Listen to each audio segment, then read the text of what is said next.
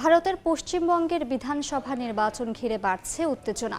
প্রচারণায় ব্যস্ত সময় পার করছে রাজনৈতিক দলগুলো।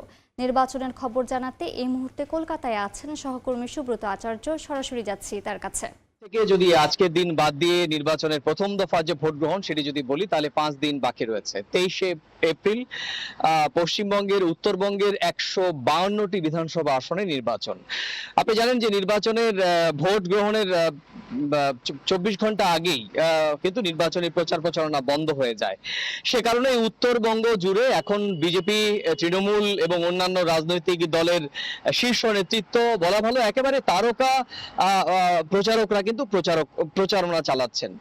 আপনি জানেন যে গতকালই দেশে আমাদের দেশের একেবারে সর্বোচ্চ আদালত সুপ্রিম কোর্ট একটি ঐতিহাসিক রায় দিয়েছে, যে বিষয়টি নিয়ে বিশেষ করে নির্বাচন কমিশন এবং বিজেপির বিরুদ্ধে বিভিন্ন রাজ্যের আমাদের রাজ্যের শাসক দল তৃণমূল কংগ্রেস যেভাবে নির্বাচন কমিশনকে এবং বিজেপিকে প্রায় এক কাতারে রেখেছে এসআইআর নিয়ে। আপনি জানেন যে এই ভোটার তালিকা নিবিড় সংশোধনের প্রক্রিয়ায় যে 91 লক্ষ মানুষের নাম বাদ গিয়েছে, পরবর্তীতে যে নামগুলো লজিক্যাল ডিসক্রিমিনেন্সিতে রাখা হয়েছিল এবং প্রায় 66 লাখ মানুষকে যেরকম ভাবে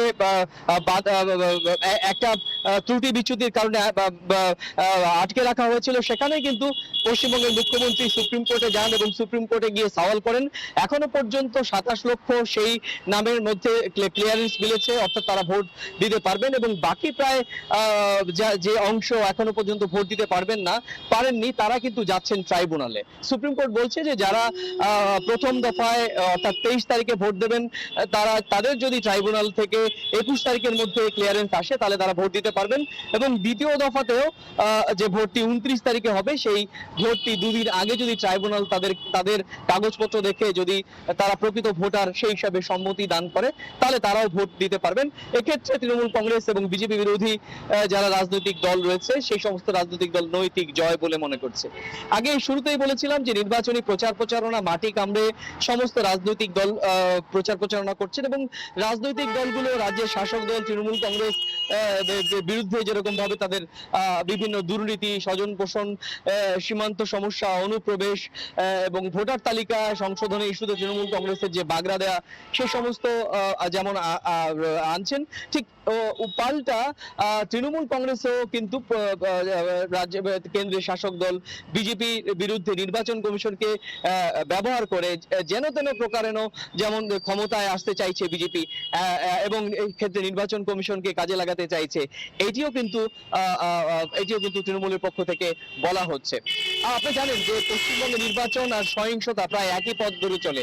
এখানকার পৌরসভা, পঞ্চায়েত, বিধানসভা নির্বাচন, লোকসভা নির্বাচন, মোটের ওপর কোনো নির্বাচন, বাজার কমিটি নির্বাচনের ক্ষেত্রে দেখা যাচ্ছে যে রাজনৈতিক সহিংসতা এবং হানাহানির ঘটনা ঘটে।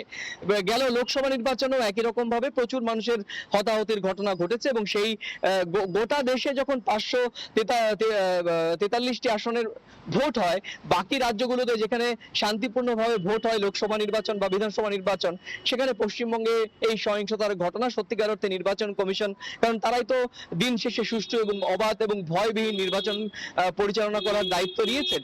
এক্ষেত্রে এবার কিন্তু নির্বাচন কমিশনের নিরাপত্তার যে ছবিটা, সেই ছবিটা একেবারে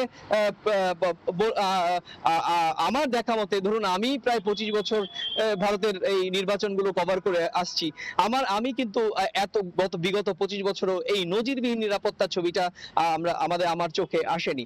আপনি জানেন যে এবার যে 2 দফা নির্বাচন হচ্ছে তাতে প্রত্যেক দফায় প্রায় 2500 কেন্দ্রীয় বাহিনী তারা মোতায়েন থাকছেন এবং সঙ্গে কিন্তু রাজ্য পুলিশের যে সাধারণ কর্মী বা অফিসার তারাও থাকছেন, নির্বাচন কমিশনের বিশেষ পর্যবেক্ষক থাকছে এবং অবশ্যই দেশ বিদেশের গণমাধ্যম তো অবশ্যই পর্যবেক্ষণের ভূমিকা পালন করবেন।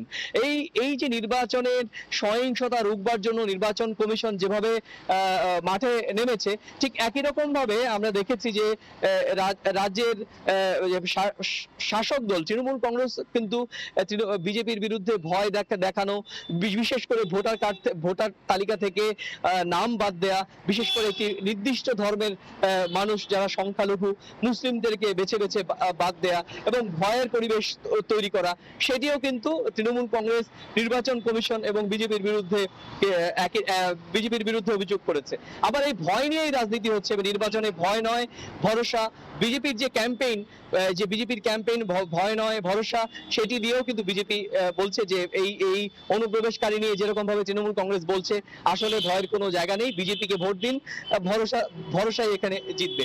তো সব মিলিয়ে পশ্চিমবঙ্গে একদিকে যেমন তার হেভিওয়েট প্রচার করছে, অন্যদিকে নির্বাচন কমিশন নিরাপত্তার জোরদার করছে, সুপ্রিম কোর্টের ঐতিহাসিক রায়, সব মিলিয়ে কিন্তু নির্বাচনের ভোটের সময় যতই এগিয়ে আসছে ততই কিন্তু উত্তাপ বাড়ছে। তো এই ছিল আমার কাছে ভারতের অত্যন্ত গুরুত্বপূর্ণ পশ্চিমবঙ্গ রাজ্যের বিধানসভা নির্বাচনের আমার কাছে থাকা সবশেষ তথ্য।